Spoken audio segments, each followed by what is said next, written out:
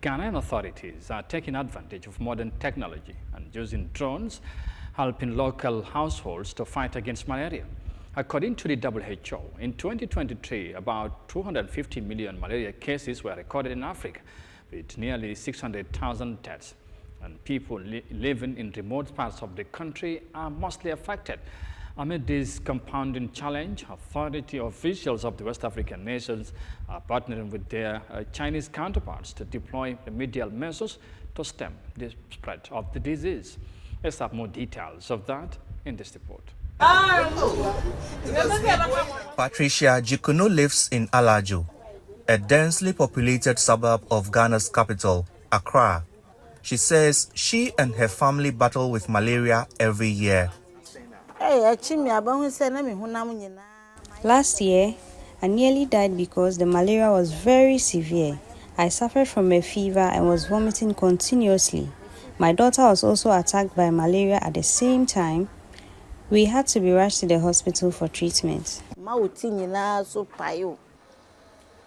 Malaria, which comes from bites from infected mosquitoes, kills many people across the world every year.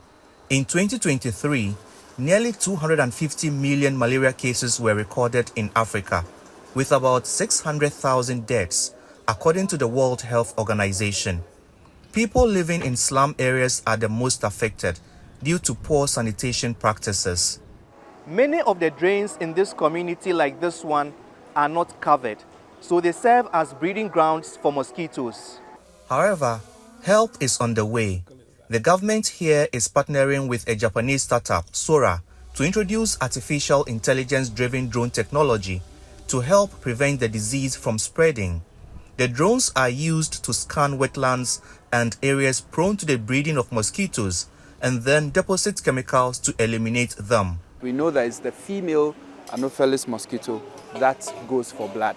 So if we're able to target and then use larvicidal medications to eradicate them before they breed, I think it's excellent. So using drone technology at this time, I think will be a step further to reducing the deaths that are caused by malaria amongst pregnant women and children and the larger population of Ghana. However, not everyone is convinced that drone technology alone can help eradicate malaria.